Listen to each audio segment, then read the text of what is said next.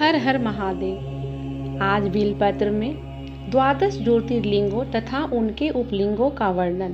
यो धते निजमायैव भुवनाकारं विकारो जिते वस्यावहु करुणा कटाक्ष विभो स्वर्गापरगामिधो प्रत्यज्ञबोध सुखादय हृदय सदा पश्यन्ति य योगिनस्तस्मै सलेसुतास्य गर्भपीयूषे सन्नमस्तेजसे। शिव जो निर्विकार होते हुए भी अपनी माया से ही विराट विश्व का आकार धारण कर लेते हैं। स्वर्ग और मोक्ष जिनके कृपा कटाक्ष के ही वैभव बताए जाते हैं तथा योगी जन जिन्हें सदा अपने हृदय के भीतर अद्वितीय आत्मज्ञानानंद स्वरूप में ही देखते हैं, उन तजोमय भगवान शंकर को जिनका आधा शरीर शैल राजकुमारी पार्वती से सुशोभित है, निरंतर मेरा नमस्कार है।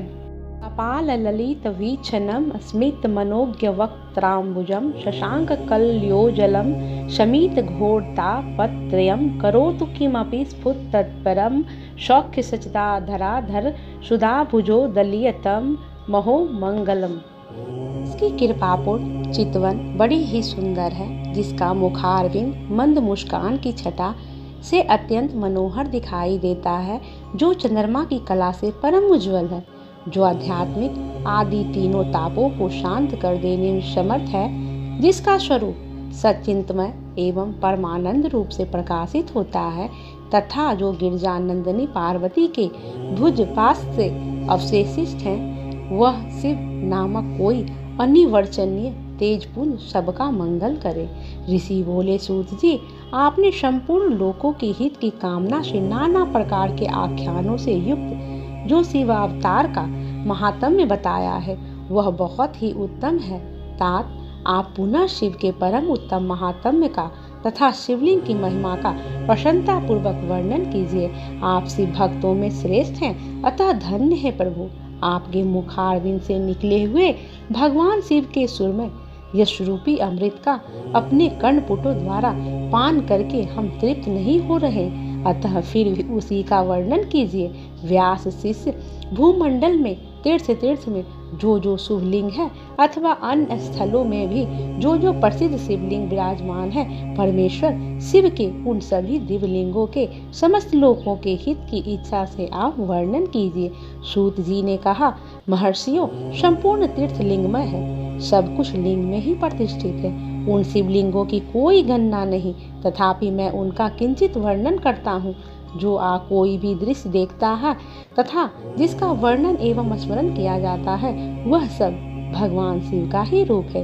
कोई भी वस्तु शिव के स्वरूप से भिन्न नहीं है।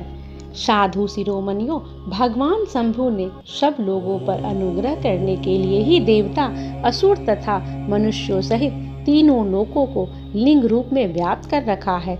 समस्त लोकों पर कृपा करके उद्देश्य से ही भगवान महेश्वर तीर्थ में और अन्य स्थलों में भी नाना प्रकार के लिंग धारण करते हैं। जहाँ जहाँ जब जब भक्तों ने भक्ति पूर्वक भगवान शंभु का स्मरण किया, तहाँ तहाँ तब तब अवतार ले कार्य करके वे स्थित हो गए। लोगों को उपकार करने के लिए उन्होंने स्वयं अपने स्वरूप भूत लिंग की कल्पना की। उस लिंग की पूजा करके शिव भक्त पुरुष अवश्य सिद्ध प्राप्त कर लेता है। ब्राह्मणों, भूमंडल में जो लिंग है उनकी गणना नहीं हो सकती, तथापि मैं प्रधान शिवलिंगों का परिचय देता हूँ। मुनि श्रेष्ठ शौनक, इस भूतल पर जो मुख्य रूप ज्योतिर्लिंग है उनका आज मैं वर्णन करता हूँ। उनका नाम सुनने मात्र से पाप दूर हो जाते हैं। सौराष्ट्र में सोमनाथ, शिलेश्वर, मल्लिकार्जुन, उज्जैनी में महाकाल, ओंकार तीर्थ में परमेश्वर, हिमालय के शिखर पर केदार, डाकनी में भीमशंकर, वाराणसी में विश्वनाथ, गोदावरी के तट पर त्र्यंबकम, चिताभूमि में बैद्यनाथ, दारुकावन में नागेश, सेतुबंध में रामेश्वरम तथा शिवालय में खुरमेश्वर का स्मरण करें। जो प्रतिदिन प्रातःकाल उठकर इन 12 नामों का पाठ करता है, वह सब पापों से मुक्त हो संपूर्ण सिद्धियों को फल प्राप्त कर लेता है। मुनीश्वरों, जिस मनोरथ को पाने की इच्छा रखकर श्रेष्ठ मनुष्य इन 12 नामों का पाठ करेंगे, वे इस लोक और परलोक में उस मनोरथ को अवश्य प्राप्त करेंगे जो शुद्ध अंतःकरण वाले पुरुष निष्काम भाव से इन नामों का पाठ करेंगे। उन्हें कभी माता के गर्भ में निवास नहीं करना पड़ेगा। इन सब के पूजन मात्र से ही इहलोक में समस्त वर्णों के लोगों के दुख का नाश हो जाता है और परलोक में उन्हें अवश्य मोक्ष प्राप्त होता है। इन 12 ज्योतिर्लिंगों का नैवेद्य यत्न पूर्वक ग्रहण करना चाहिए। ऐसा करने वाला पुरुष के सारे पाप उसी क्षण जलकर भस्म हो जाते हैं। यह मैंने ज्योतिर्लिंगों के दर्शन और पूजन का फल बताया। अब ज्योतिर्लिंगों के उपलिंग बताए जाते हैं। मुनीश्वरों, ध्यान देकर सुनो। सोमनाथ का जो उपलिंग है उसका नाम अंत्यकेश्वर है। वह उपलिंग महानदी और समुद्र के संगम पर स्थित है। अर्जुन से प्रकट उपलिंग रुद्रेश्वर के नाम से प्रसिद्ध है। वह भग कच्छ में स्थित है और उपासकों को सुख देने वाला है। महाकाल संबंधी उपलिंग दुग्धेश्वर या दूधनाथ के नाम से प्रसिद्ध है।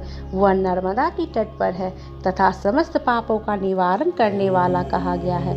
ओंकारेश्वर संबंधी उपलिंग कर्दमेश्वर के नाम से प्रसिद्ध है। वह बिंदु सरोवर के तट पर है और उपासक को संपूर्ण मनोवांछित फल प्रदान करता है।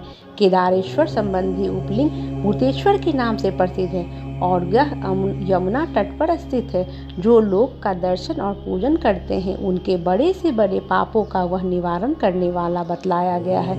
भीमशंकर संबंधी उपलिंग भीमेश्वर के नाम से प्रसिद्ध है। वह भी सहज तट पर स्थित है और महान बल की वृद्धि करने वाला है। नागेश्वरम संबंधी उपलिंग नाम भूतेश्वर की ही है। वह मल्लिका सरस्वती के तट पर स्थित है और दर्शन करने मात्र से सब पापों को हर लेता है। रामेश्वर से प्रकट हुए उपलिंग को गुप्तेश्वर और घूर्मेश्वर से प्रकट हुए उपलिंग को व्याधनेश्वर कहा गया है। ब्राह्मणों, इस प्रकार यहाँ मैंने ज्योतिर्लिंगों के उपलिंगों का परिचय दिया। ये दर्शन मात्र से पापहारी तथा संपूर्ण अभिष्ट के दाता होते हैं। मुनिवरों, मुख्य दाता को प्राप्त हुए प्रधान शिवलिंग बताए गए हैं। प्रेम से बोलिए शंकर भगवान की जय।